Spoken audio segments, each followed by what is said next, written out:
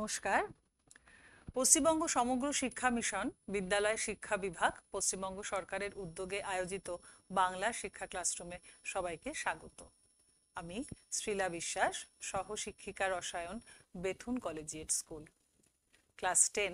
আজকে আমরা পর্যায় সারণী ভৌত বিজ্ঞানের এই যে অংশটি, এটির দ্বিতীয় পর্বে এসে উপস্থিত।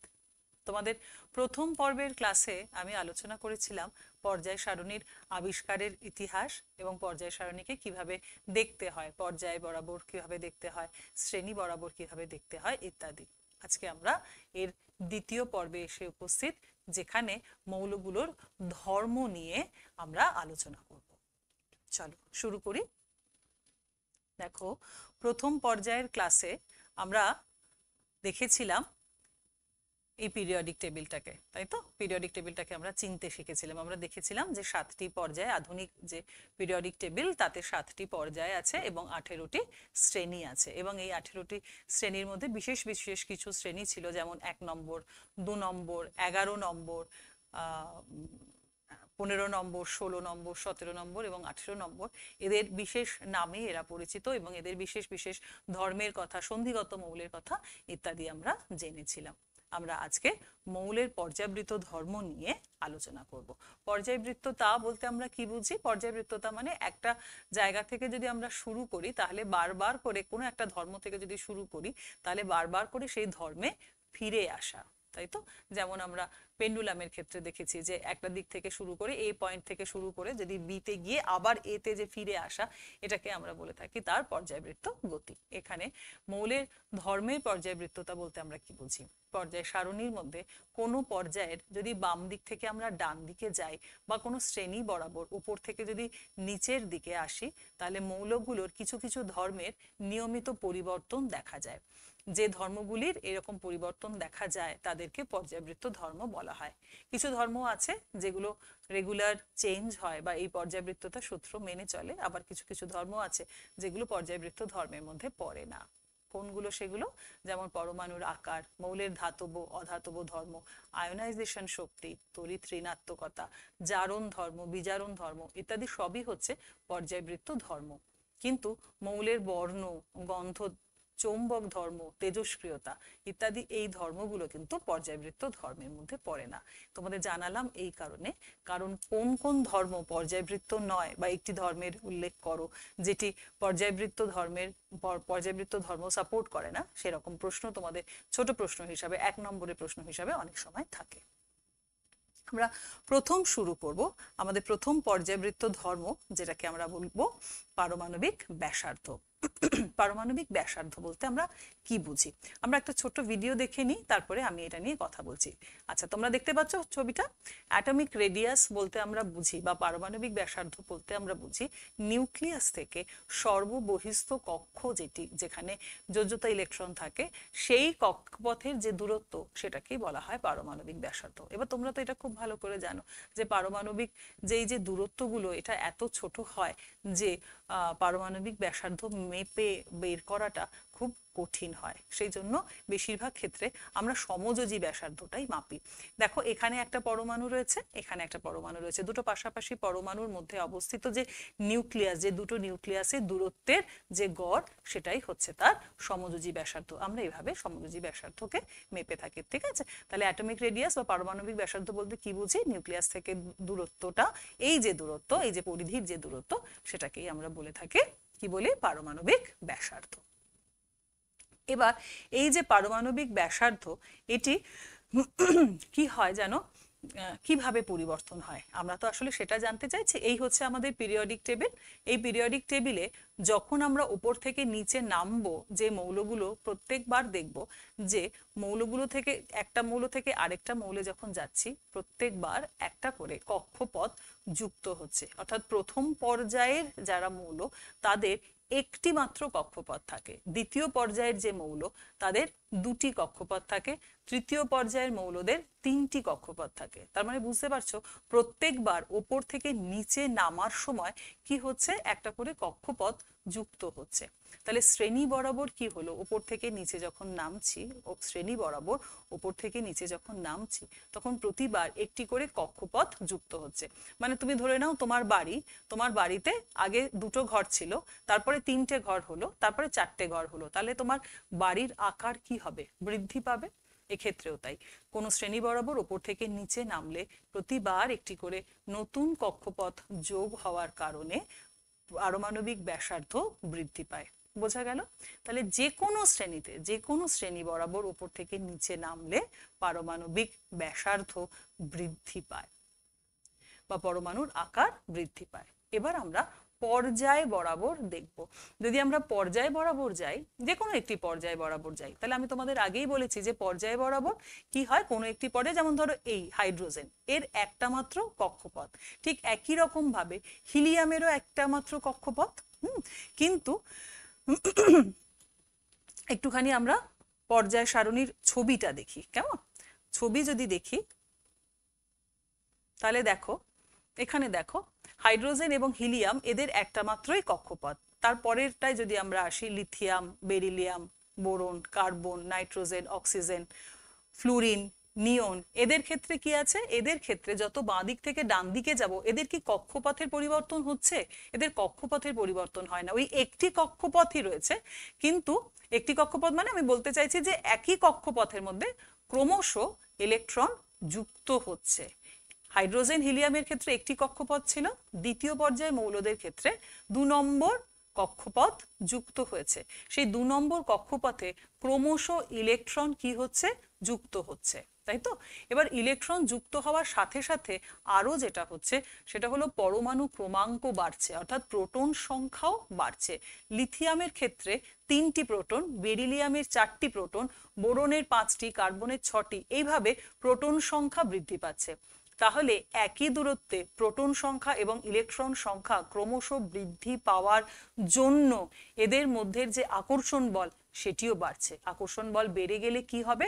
আকর্ষণ বল বেড়ে গেলে সেই কক্ষপথকে নিউক্লিয়াস বেশি, বা ইলেকট্রনকে, ওই কক্ষপথে থাকা অবস্থিত যে ইলেকট্রন তাকে বেশি করে নিজের কাছের দিকে টানছে। বেশি করে নিজের কাছের দিকে টানার কারণে পারমাণবিক ব্যাসার্ধ ক্রমশ কমতে থাকে। ঠিক আছে? তাহলে যত আমরা কোনো একটা পর্যায়ের বাঁদিক থেকে ডান দিক, বাঁদিক থেকে ডান দিক মানে কি বোঝায়? এপাশ থেকে এপাশে যাওয়া, অর্থাৎ গ্রুপ 1 থেকে গ্রুপ 17 দিকে যাওয়ার কথা আমরা বলছি। তাহলে গ্রুপ 1 থেকে গ্রুপ 17 দিকে গেলে কি হয়? পারমাণবিক ব্যাসার্ধ কমতে থাকে। কেন? কারণ একই কক্ষপথের মধ্যে অবস্থিত ইলেকট্রন এবং ইলেকট্রনের প্রতি নিউক্লিয়াসের আকর্ষণ বল ক্রমশ বাড়তে থাকে, ফলত তাদের আকার ছোট হতে থাকে। তাহলে একটা ছোট্ট করে আমরা সামারাইজ করে ফেলি। যখনই আমরা কোনো পারমাণবিক ব্যাসার্ধের কথা বলবো তখন কি পরিবর্তন হবে? ছবিতে দেখো, একদম প্রথম ছবিতে হাইড্রোজেন, তারপরে লিথিয়াম, সোডিয়াম, যত আমরা শ্রেণী বরাবর উপর থেকে নিচের দিকে নামবো পারমাণবিক আকার বা পারমাণবিক ব্যাসার্ধ বৃদ্ধি পেতে থাকবে।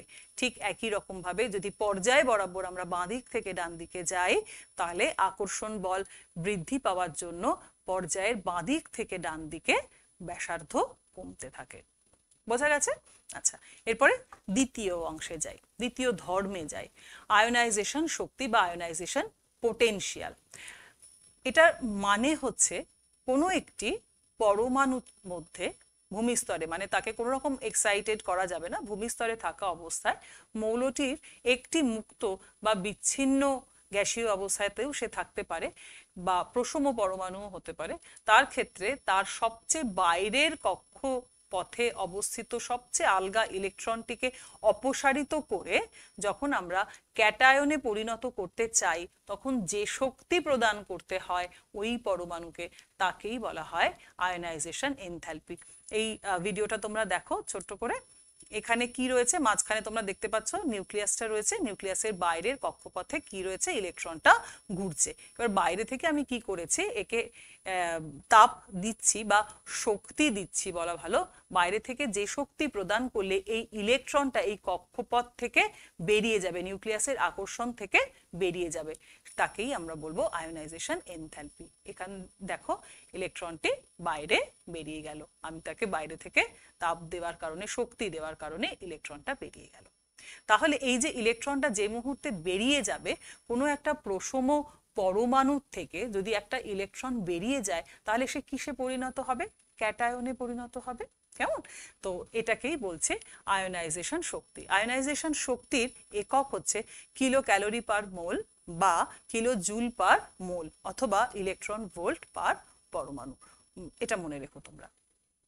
এবার এর পরিবর্তন নিয়ে আমরা আলোচনা করব, অর্থাৎ শ্রেণী বরাবর কি পরিবর্তন হয় আর পর্যায় বরাবর কি পরিবর্তন ঘটে সেটা আমরা একটু দেখে নিই। দেখো, আয়োনাইজেশন শক্তি নিয়ে কথা বলছি, অর্থাৎ কোনো একটা পরমাণুর শেষ কক্ষে অবস্থিত সবচেয়ে আলগা যে ইলেকট্রন, তাকে বের করে নিয়ে যাওয়ার জন্য যে শক্তিটা প্রয়োজন। এটার সাথে সরাসরিভাবে পরমাণুর আকার জড়িত। প্রথমে শ্রেণী বরাবর কথা বলি। দেখো, শ্রেণী বরাবর ওপর থেকে নিচে নামছি মানে প্রত্যেকবার একটা করে নতুন শেল বা নতুন কক্ষপথ যুক্ত হচ্ছে। এখানে দুটো কক্ষপথ রয়েছে আর এখানে নিউক্লিয়াসের বাইরে তিনটে কক্ষপথ রয়েছে, একটা, দুটো, তিনটে। তার মানে আমরা শ্রেণী বরাবর নিচের দিকে নামছি।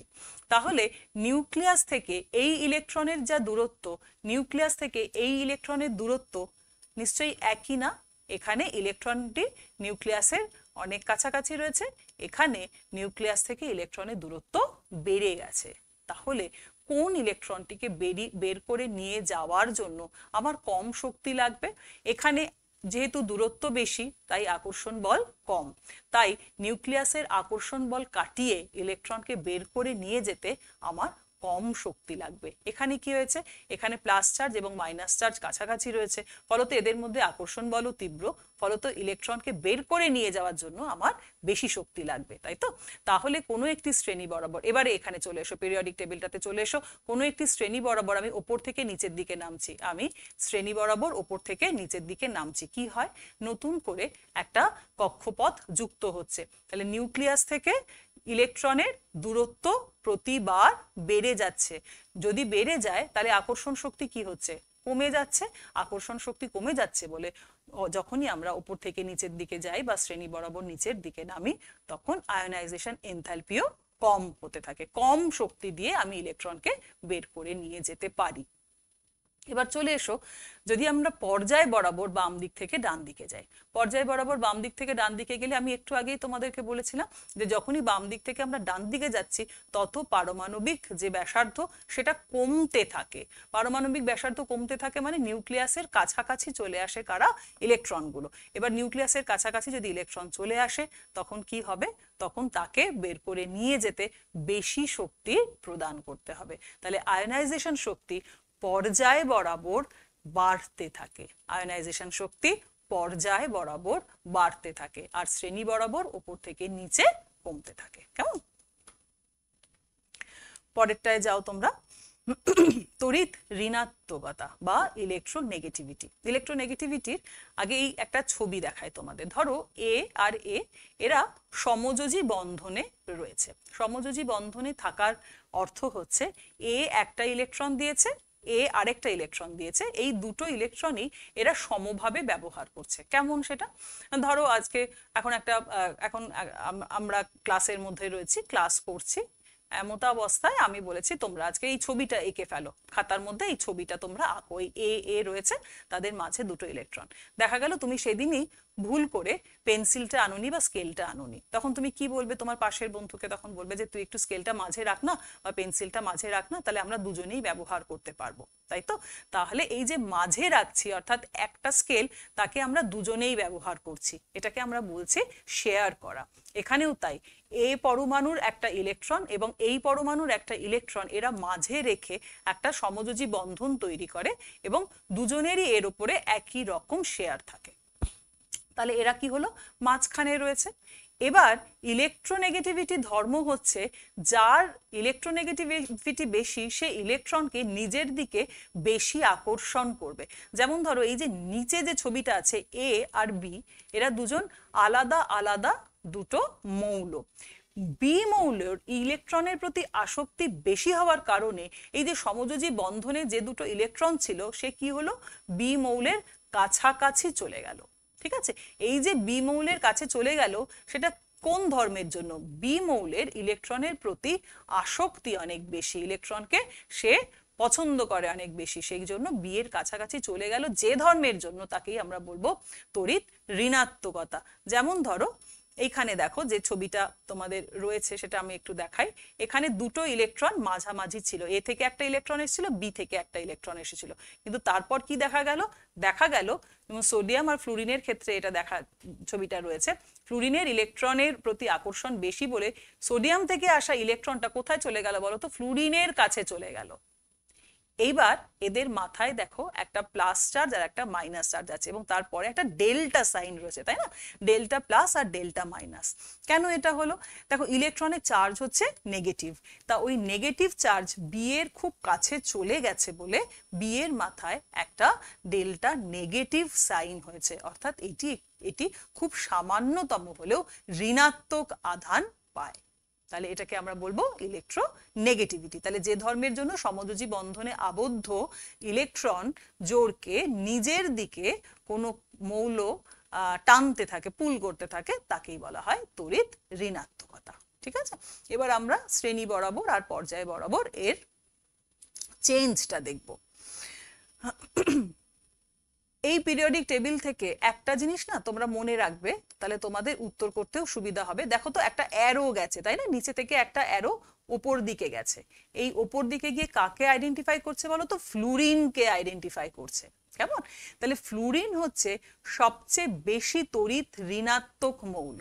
তার মানে একদম ডান দিকে যদি আমরা যাই, বাঁ দিক থেকে পর্যায়ে বরাবর যদি বাঁ দিক থেকে আমরা ডান দিকে আসি, তাহলে তড়িৎ ঋণাত্মকতা কি বলবো, বাড়তে থাকে।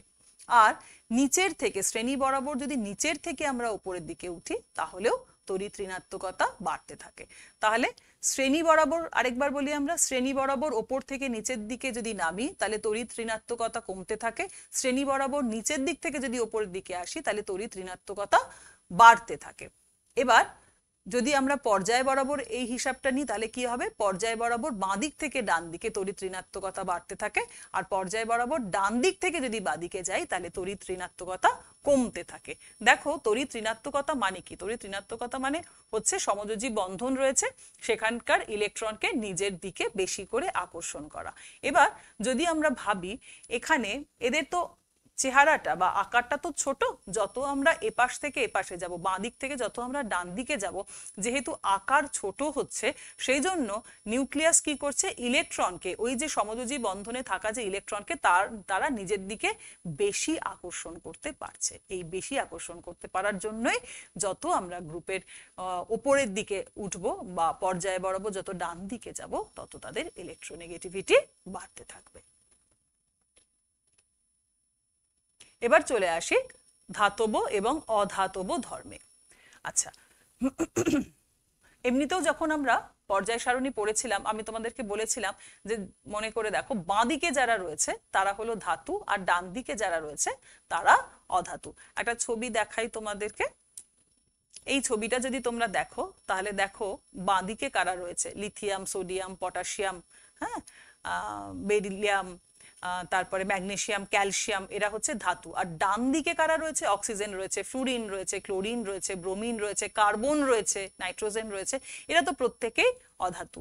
তার মানে যত আমরা পর্যায় বরাবর বাঁ দিক থেকে ডান দিকে যাই, তত ধাতব ধর্ম বৃদ্ধি পায়, আর ওপর থেকে যত আমরা নিচের দিকে, যখন আমরা শ্রেণী বরাবর যত ওপর থেকে নিচের দিকে নামবো, তত ধাতব ধর্ম বৃদ্ধি পায়। এবার আমরা এই ব্যাখ্যাটা একটু দেখে নিই, চলো ছবিটা দেখি। দেখো তো, সোডিয়াম রয়েছে আর ক্লোরিন রয়েছে একদম ইনিশিয়াল অবস্থাতে। দেখো সোডিয়াম পরমাণু, সোডিয়াম পরমাণু রয়েছে আর ক্লোরিন পরমাণু রয়েছে একদম প্রথমে, তাই তো, দেখো ছবিটা এখানে দেখো। তারপরে সোডিয়াম থেকে একটা ইলেকট্রন কোথায় চলে গেল, ক্লোরিনে চলে গেল। সোডিয়াম কি হয়ে গেল, একক ধনাত্মক চার্জ বিশিষ্ট আয়ন তৈরি হলো, আর ক্লোরিন একক ঋণাত্মক আধান বিশিষ্ট অ্যানায়নে পরিণত হলো। এবার যে ইলেকট্রন ত্যাগ করতে পারে তাকে আমরা বলে থাকি ধাতু। যার মধ্যে ইলেকট্রন ত্যাগ করার প্রবণতা যত বেশি, সে তত ভালো ধাতু। আর ইলেকট্রন গ্রহণ করতে যারা পারে তারা হলো অধাতু।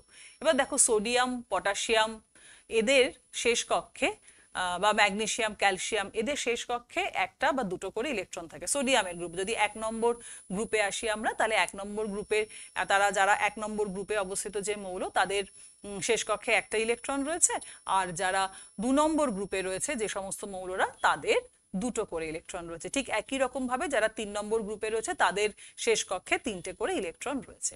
এবার অষ্টক পূর্তির জন্য, অষ্টক পূর্তির কেন দরকার? তোমরা জানো যে অষ্টক পূর্তি মানে সে স্টেবিলিটি পেল। কোনো একটা মৌলের যদি শেষ কক্ষে 8টা ইলেকট্রন থাকে, তাহলে সে কি পায়? সে স্থায়িত্ব লাভ করে। সোডিয়ামের শেষ কক্ষে একটা ইলেকট্রন রয়েছে, আর তার ঠিক আগের কক্ষে মানে এল কক্ষে 8টা ইলেকট্রন রয়েছে। তাহলে শেষ কক্ষে একটা ইলেকট্রন, আর শেষ কক্ষের আগের কক্ষে 8টা ইলেকট্রন বর্তমান। ওই একটা ইলেকট্রন সোডিয়াম যদি ত্যাগ করতে পারে, তাহলে তখন তার লাস্ট কক্ষ কি হবে? এল। এবং সেই এলে কটা ইলেকট্রন আছে? 8টা ইলেকট্রন আছে। তার মানে সোডিয়াম কি হলো? স্টেবিলিটি পেল। ঠিক একই রকম ভাবে যদি ক্লোরিনের কথায় আমরা ভাবি, ক্লোরিনের শেষ কক্ষ অর্থাৎ এম কক্ষপথে 7টি ইলেকট্রন রয়েছে। সেই 7টি ইলেকট্রনের জায়গায় তার যদি একটি ইলেকট্রনের প্রয়োজন, যদি একটি ইলেকট্রন সে পেয়ে যায়, তাহলে তার অষ্টক পূর্তি ঘটছে। সেই কারণে এই যে সোডিয়াম বা বাঁদিকে যখন আমরা থাকবো, তাদের ক্ষেত্রে একটা, দুটো বা 3টে ইলেকট্রন ছেড়ে দিয়ে পজিটিভ মানে একক ধনাত্মক বা দ্বিধনাত্মক বা ত্রিধনাত্মক ক্যাটায়নে পরিণত হওয়াটা অনেক সোজা। সেই জন্য আমরা বলে থাকি যে এদের ধাতব ধর্ম অনেক বেশি।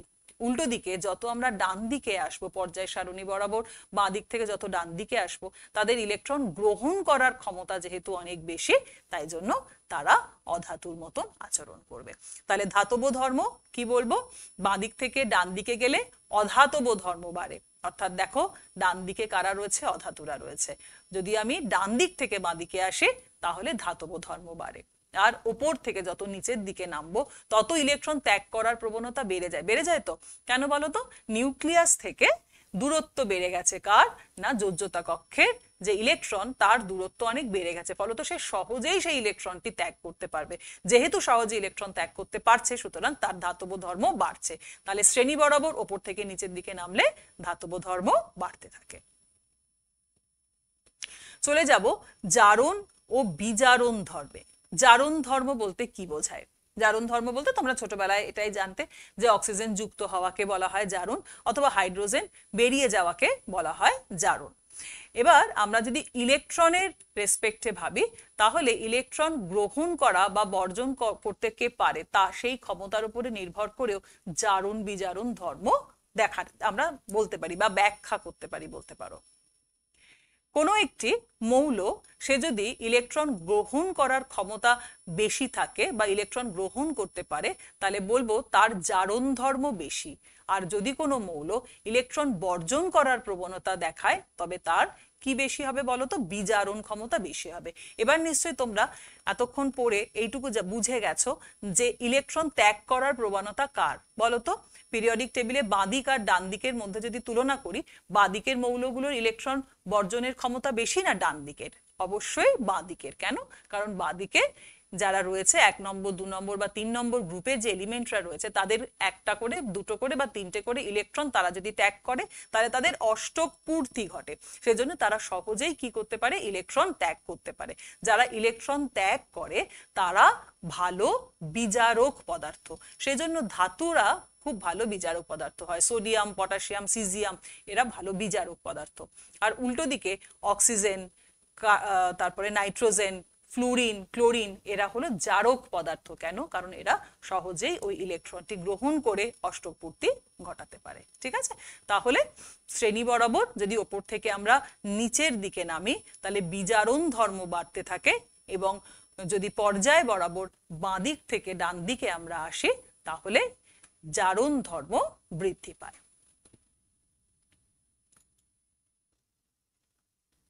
এবার সবগুলো ধর্মকে একসাথে নিয়ে আমরা একটু দেখে নিই।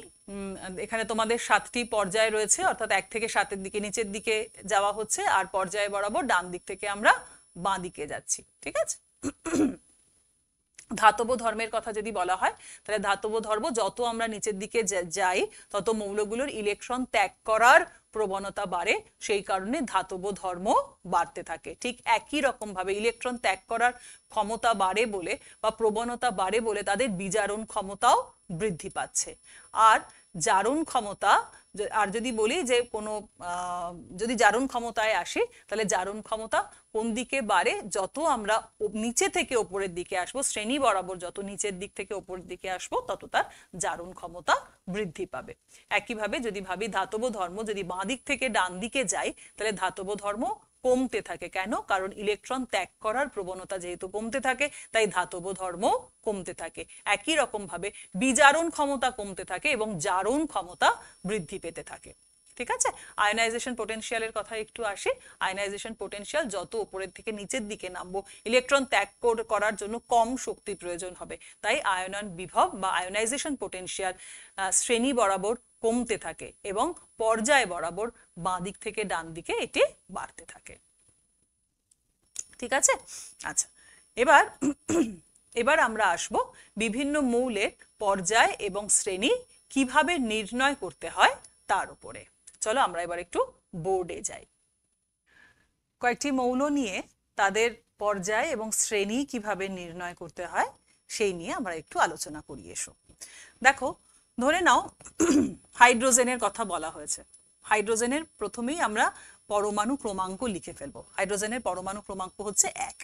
এবার এটি কে, এল, এম, এন, আমরা জানি এগুলো এদের কক্ষপথ। তাহলে প্রথম কক্ষপথে রয়েছে কে, কক্ষপথে রয়েছে। আচ্ছা, পর্যায়, শ্রেণী। দেখো, 1 নম্বর কক্ষপথে রয়েছে বা কক্ষপথের সংখ্যা বলে এটি কোন পর্যায়ে অবস্থিত।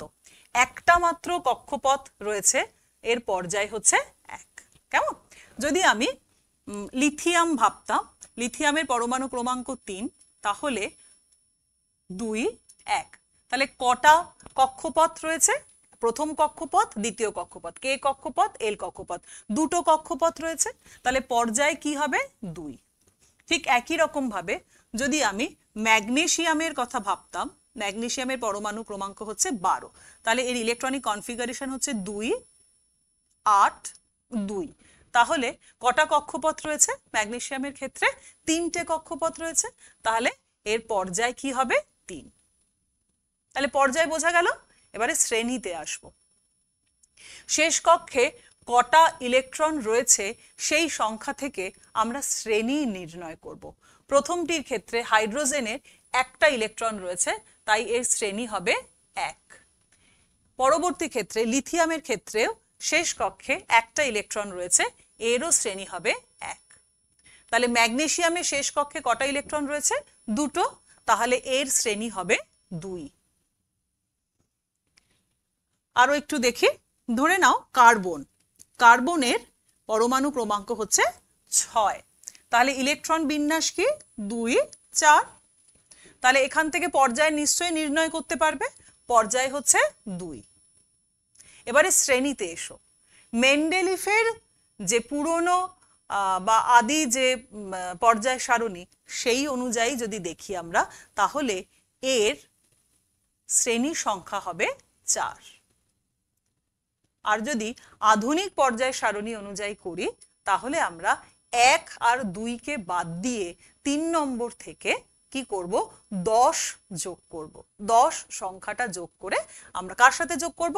শেষ কক্ষে অবস্থিত কটি ইলেকট্রন, সেই ইলেকট্রনের সংখ্যার সাথে 10 যোগ করব। তাহলে 10 যোগ করলে কি হয়? শ্রেণীর সংখ্যা হবে 14। তাহলে 4 বা 14 দুটোই ঠিক। কেমন? আচ্ছা, আবার একই রকম ভাবে ফ্লুরিনে এসো। ফ্লুরিনের পরমাণু ক্রমাঙ্ক হচ্ছে 9, তাহলে 2 আর 7।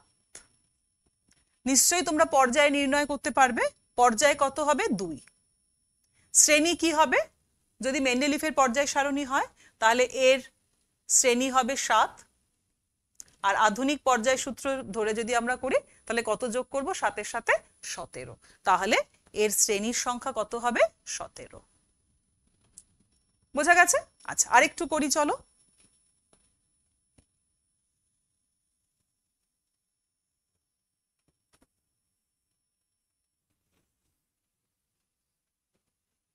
ধরো সালফার, সালফারের পরমাণু ক্রমাঙ্ক হচ্ছে 16। তাহলে 16 যদি হয় 2, 8, 6। পর্যায় নির্ণয় করো। কটা কক্ষপথ আছে? 3টে কক্ষপথ আছে, তাহলে পর্যায় হবে 3। শ্রেণী নির্ণয় করো। শ্রেণী হবে হয় 6 নম্বর মেন্ডেলিফের পরমাণু পর্যায় সারণী অনুযায়ী, অথবা আধুনিক পর্যায় সারণী অনুযায়ী যদি হয় তাহলে কত হবে? 16। কেন 16? 6-এর সাথে আমরা 10 যোগ করব। ঠিক আছে? আচ্ছা, তারপরে এসো তো আর্গনে। আর্গন এর পরমাণু ক্রমাঙ্ক হচ্ছে 18। ঠিক আছে? তাহলে কত? 2, 8, 8। এখানে চলে এসো, পর্যায় চলে এসো। পর্যায় নিশ্চয়ই 3। শ্রেণী কত হবে? শ্রেণী কত হবে? 0 শ্রেণীতে অবস্থিত, তাই তো? 0 শ্রেণীতে অবস্থিত, বা আমরা বলতে পারি 18 নম্বর শ্রেণীতে এর অবস্থান। ঠিক আছে? তাহলে এইভাবে আমরা কোনো একটি মৌল, যখনই আমরা কোনো মৌলকে তার যদি তার পর্যায় সারণীর মধ্যে তার যদি পিরিয়ড এবং গ্রুপ জানতে চাওয়া হয়, তাহলে আমরা তার পরমাণু ক্রমাঙ্কটা মুখস্থ রাখবো। তোমরা চেষ্টা করবে 1 থেকে শুরু করে 20 পর্যন্ত, অর্থাৎ ক্যালসিয়াম পর্যন্ত যে পরমাণুগুলো, তাদের পরমাণু ক্রমাঙ্কটা মুখস্থ করে ফেলতে। ঠিক আছে? তাহলে সেখান থেকেই আমাদের পরমাণু ক্রমাঙ্ক নির্ণয় করে তার পর্যায় এবং শ্রেণী নির্ণয় করতে পারি। আমি আরেকটা করে দেখাই। ক্যালসিয়ামের ক্ষেত্রে ক্যালসিয়ামের হচ্ছে পরমাণু ক্রমাঙ্ক 20। তাহলে 2, 8, 8, 2। পর্যায় কত হবে বলো? পর্যায় 4, কারণ 4টে কক্ষপথ রয়েছে। আচ্ছা, শ্রেণী কি হবে? শ্রেণী হবে 12 হবে কি না? শ্রেণী 12 হবে না। আমি তোমাদের বলেছিলাম 1 আর 2, এই দুটো যদি শেষ কক্ষে যদি এই একটা ইলেকট্রন বা দুটো ইলেকট্রন থাকে, তাহলে তাদের শ্রেণী সংখ্যা হবে 1 বা 2। এখানে আমরা কি করব? এর শ্রেণী হবে 2। ঠিক আছে? এবার কয়েকটা প্রশ্ন নিয়ে আমরা আলোচনা করব। বলা হয়েছে, প্রথম প্রশ্ন হচ্ছে যে 3টে মৌল দেওয়া আছে। হ্যাঁ, 3টে মৌল দেওয়া আছে, তাদের নাম হচ্ছে লিথিয়াম, সোডিয়াম এবং পটাশিয়াম। প্রথম প্রশ্নটা দেখো তোমাদের চোখের সামনে, তোমরা দেখতে পাচ্ছ। মৌলের আয়নায়ন শক্তি বলতে কি বোঝো, এবং লিথিয়াম, সোডিয়াম এবং পটাশিয়ামকে আয়নায়ন শক্তির মানের ঊর্ধ্বক্রমে সাজাও। প্রথমটা তো তোমরা বইতে পেয়েই যাবে। মৌলের আয়নায়ন শক্তি বলতে কি বোঝো, মানে আয়নাইজেশন পোটেনশিয়ালের কথা বলা হচ্ছে। লিথিয়াম, সোডিয়াম, পটাশিয়ামের কথায় এবার আসবো আমরা। তাহলে লিথিয়াম, সোডিয়াম, পটাশিয়াম কি জানতে চেয়েছে? এদের জানতে চেয়েছে আয়নাইজেশন শক্তির মানের ঊর্ধ্বক্রমে আমাকে সাজাতে হবে। এদের তিনজনের মধ্যে কি কোনো মিল আছে? দেখো তো, এর পরমাণু ক্রমাঙ্ক হচ্ছে 3, সোডিয়ামের 11 আর পটাশিয়ামের 19। দেখে নিই আমরা কোনো মিল আছে কিনা। তাহলে এর হলো ইলেকট্রনিক কনফিগারেশন 2, 1, সোডিয়ামের 2, 8, 1, পটাশিয়ামের 2, 8, 8, 1। তাহলে মিলটা কোথায় আছে? এদের প্রত্যেকেরই শেষ কক্ষে একটা করে ইলেকট্রন রয়েছে। এবার আয়নাইজেশন পোটেনশিয়ালের কথা জানতে চাওয়া হয়েছে। তাহলে প্রত্যেকেরই শেষ কক্ষ থেকে একটা করে ইলেকট্রন বার করার জন্য যে শক্তি লাগবে সেটাই আয়নাইজেশন পোটেনশিয়াল। যখন লিথিয়াম থেকে পটাশিয়ামের দিকে গেছি, প্রত্যেকবারই কি হয়েছে? একটা করে নতুন কক্ষপথ যুক্ত হয়েছে। তার মানে নিউক্লিয়াস থেকে দূরত্ব, প্রথমটার কে, এল, এম, এন, তাই তো? তার মানে প্রথম যে তার এখানে ইলেকট্রন, যে দ্বিতীয় তার এখানে ইলেকট্রন, যে তৃতীয় তার এখান থেকে ইলেকট্রন। নিউক্লিয়াস থেকে এই দূরত্বটা সবচেয়ে বেশি, ফলত এর বেরিয়ে যেতে সবচেয়ে কম শক্তি লাগবে। আর এটা কার কথা বলছি? পটাশিয়ামের। তাহলে পটাশিয়াম সবচেয়ে কম শক্তি লাগবে, অর্থাৎ আয়নাইজেশন পোটেনশিয়াল পটাশিয়ামের সবচেয়ে কম। তার থেকে বেশি কার হবে? নিশ্চয়ই সোডিয়ামের। আর সবচেয়ে বেশি কার হবে? লিথিয়ামের। বুঝতে পেরেছো? আচ্ছা, দ্বিতীয় প্রশ্নে চলে আসি। আয়োডিন, ফ্লুরিন, ব্রোমিন এবং ক্লোরিন। আয়োডিন, ফ্লুরিন, ব্রোমিন এবং ক্লোরিন, এদের ক্রমবর্ধমান ধাতব ধর্ম জানতে চেয়েছে। ক্রমবর্ধমান ধাতব ধর্ম জানতে চেয়েছে। 17 নম্বর শ্রেণীতে যদি তোমরা যাও, তাহলে তোমরা মনে করতে পারবে নিশ্চয়ই ফ্লুরিন, ক্লোরিন, ব্রোমিন এবং আয়োডিন এইভাবে অবস্থিত, তাই তো? তাহলে ফ্লুরিন থেকে ক্লোরিন, ক্লোরিন থেকে ব্রোমিন, ব্রোমিন থেকে আয়োডিন, এইভাবে শ্রেণী বরাবর আমি ওপর থেকে নিচের দিকে আসছি। কোন ধর্মে জানতে চেয়েছে? জানতে চেয়েছে ধাতব ধর্ম। ধাতব ধর্ম কার উপরে নির্ভর করে? ধাতব ধর্ম নির্ভর করে কত সহজে কোনো মৌল তার শেষ কক্ষে অবস্থিত ইলেকট্রনটি ত্যাগ করতে পারে। এবারে ফ্লুরিনের আকার ছোট, নিউক্লিয়াসের কাছাকাছি অবস্থিত রয়েছে ইলেকট্রন, তাহলে নিশ্চয়ই সে তার ইলেকট্রনকে ত্যাগ করতে যে শক্তি নেবে তার থেকে অনেক কম শক্তি নেবে কে? না আয়োডিন। আয়োডিনের ইলেকট্রন ত্যাগ করা অনেক বেশি সহজ, সেই জন্য ধাতব ধর্ম সবচেয়ে বেশি এখানে আয়োডিনের। আয়োডিনের থেকে কম হচ্ছে, অপেক্ষাকৃত কম হচ্ছে ব্রোমিনের, তার থেকেও কম হচ্ছে ক্লোরিনের, সবচেয়ে কম হচ্ছে ফ্লুরিনের। ফ্লুরিনের অধাতব ধর্ম সবচেয়ে বেশি, আয়োডিনের ধাতব ধর্ম সবচেয়ে বেশি এদের মধ্যে। ঠিক আছে, 3 নম্বর প্রশ্নে চলে যাই আমরা। সরি, 2 নম্বর প্রশ্নে আমরা আসব, যেখানে বলা হয়েছে পটাশিয়াম, সোডিয়াম, ফ্লুরিন এবং ক্লোরিন। পটাশিয়াম, সোডিয়াম, ফ্লুরিন এবং ক্লোরিন, এরা রয়েছে এই 4টে মৌল। এদের কি জানতে চেয়েছে? পরমাণুর আকার বৃদ্ধি, পরমাণুর আকার বৃদ্ধি, অর্থাৎ কার আকার সবচেয়ে বড়। আচ্ছা চলো করে দেখি। Potassium, sodium, fluorine, chlorine. তাহলে পটাশিয়াম যদি হয় 19, 2, 8, 8, 1, সোডিয়াম 11, 2, 8, 1, ফ্লুরিন 9, 2, 7, ক্লোরিন 17, তাহলে 2, 8, 7। আচ্ছা, সবচেয়ে বড় আকার, সবচেয়ে বড় আকার নিশ্চয়ই তোমরা বুঝতে পেরে গেছো। পটাশিয়ামের 4টে কক্ষপথ রয়েছে, পটাশিয়ামের 4টে কক্ষপথ থাকার কারণে এটা সবচেয়ে বড়। তাহলে সবচেয়ে বড় হচ্ছে পটাশিয়াম। ঠিক আছে, তারপরে এসো, তারপরে 2, 8, 1, 2, 8, 7 সোডিয়াম এবং ক্লোরিন। সোডিয়াম এবং ক্লোরিনের মধ্যে তাহলে কার আকার বড়? খেয়াল করে দেখো, এরা দুজনেই তৃতীয় পর্যায়ের মৌল।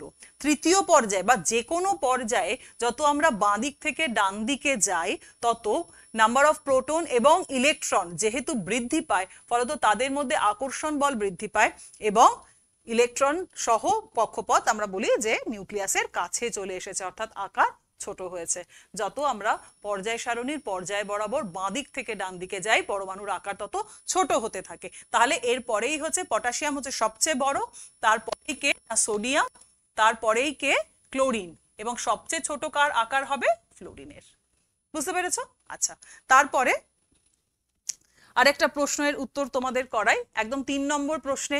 পরের প্রশ্নগুলো তোমরা নিজেরা চেষ্টা করো। আমি একটা এই প্রশ্নগুলো তোমাদের আসে, 3 নম্বর প্রশ্নের উত্তরটা তোমাদেরকে একটু বলি। দেখো প্রশ্নটা আগে দেখো, XYZ 3টে মৌল আছে যাদের পারমাণবিক সংখ্যা 7, 10 আর 11। তাহলে XYZ 7, 10, 11 কি? এগুলো তাদের পরমাণু ক্রমাঙ্ক। ঠিক আছে, তাহলে 3টে মৌল, তাদের পারমাণবিক সংখ্যা হচ্ছে 7, 10 এবং 11। দীর্ঘ পর্যায় সারণীতে Y মৌলের অবস্থান কোন শ্রেণীতে? জানতে চেয়েছে কি Y মৌলের অবস্থান কোথায়, এর শ্রেণী কত সেটা জানতে চেয়েছে। আর জানতে চেয়েছে এদের মধ্যে কোনটির অপরাতড়িৎধর্মিতা সর্বোচ্চ, ইলেকট্রোনেগেটিভিটি কার সবচেয়ে বেশি। ঠিক আছে, এই দুটো কোশ্চেনের আনসার আমাদেরকে করতে হবে।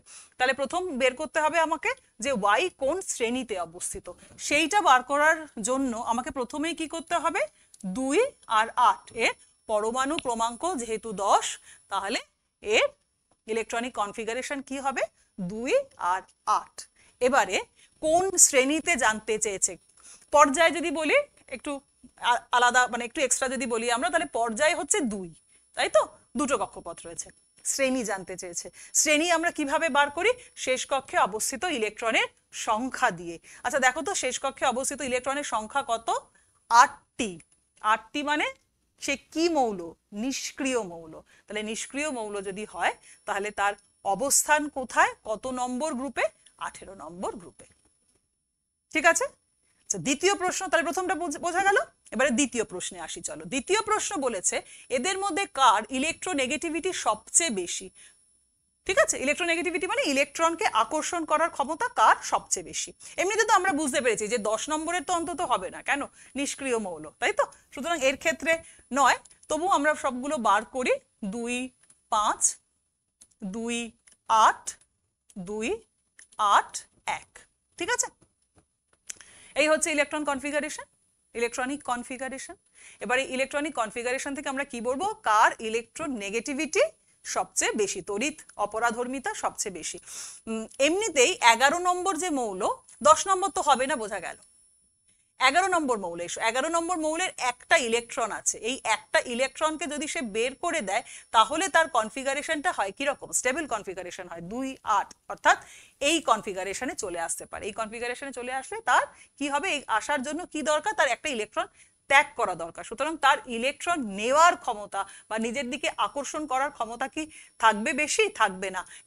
কার থাকতে পারে? 5-এর থাকতে পারে। 2, 5 এ যদি 3টে ইলেকট্রন যদি নিতে পারে তাহলে এর কি হবে? এর অষ্টক পূর্তি হবে।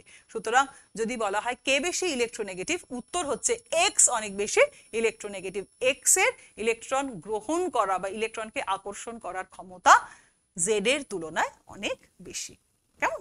আচ্ছা তারপরে দেখো আরেকটা প্রশ্ন বলি তোমাদের।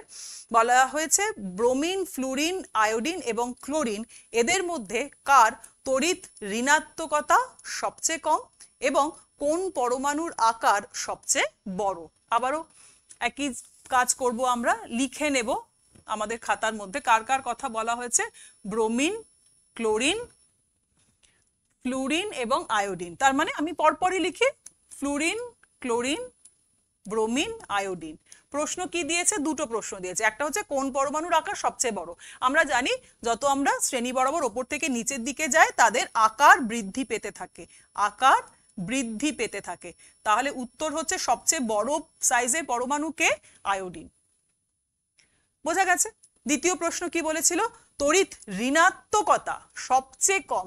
তড়িৎ ঋণাত্মকতা সবচেয়ে বেশি এমনিতেই আমরা জেনে গেছি না এতক্ষণে। ফ্লুরিন আমরা যখন পড়েছিলাম তখনও বলে দেখিয়েছিলাম তোমাদের যে পর্যায় সারণীটা রয়েছে সেখান থেকে অ্যারো দিয়ে একদম সোজাসুজি কর্নার করে যে গেছে সেটা হচ্ছে ফ্লুরিন, তার তড়িৎ ঋণাত্মকতা সবচেয়ে বেশি। এবং আমরা বলেছিলাম ওপর থেকে যখন নিচে নামবো, শ্রেণী বরাবর ওপর থেকে যত আমরা নিচের দিকে নামবো তড়িৎ ঋণাত্মকতা তত কম হতে থাকবে। তাহলে এক্ষেত্রে দ্বিতীয় উত্তরটাও হচ্ছে আয়োডিন। আয়োডিনের আকার সবচেয়ে বড় এবং আয়োডিনের তড়িৎ ঋণাত্মকতা সবচেয়ে কম। পরবর্তী প্রশ্নে চলে আসে। কোন মৌলের পরমাণুর কে কক্ষে 2টি, এল কক্ষে 8টি আর এম কক্ষে 7টি ইলেকট্রন আছে? মৌলটির পারমাণবিক সংখ্যা কত? লিখে নিই আমরা। কি বলেছে? কে, এল, এম, 3টে কক্ষপথের কথা বলা হয়েছে। যেখানে কে কক্ষপথে কটা ইলেকট্রন আছে? 2টো। কে কক্ষপথে 2টো, এল কক্ষপথে 8টা আর এম কক্ষপথে 7টা ইলেকট্রন রয়েছে। এর পারমাণবিক সংখ্যা জানতে চাওয়া হয়েছে। পারমাণবিক সংখ্যা কি করে বের করব? Total number of electron, total যতগুলো ইলেকট্রন রয়েছে সেটাই হচ্ছে তার পারমাণবিক সংখ্যা বা পরমাণু ক্রমাঙ্ক। তাহলে টোটাল ইলেকট্রন সংখ্যা কত? 2 + 8 + 7 = 17। তাহলে তার পারমাণবিক সংখ্যা বা পরমাণু ক্রমাঙ্ক হলো 17। কেমন? লাস্ট প্রশ্নে আসি।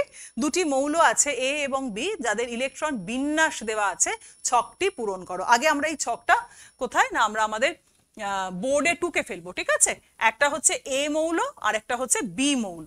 এ মৌলকে দেখো, এ মৌলর বলা হয়েছে কে কক্ষে 2টো, কে কক্ষ আর এল কক্ষের কথা বলা হয়েছে। কে কক্ষে 2টো আর এল কক্ষে 7টা আর বি এর জন্য এল কক্ষে 8টা এবং এম কক্ষে 2টো ইলেকট্রন রয়েছে।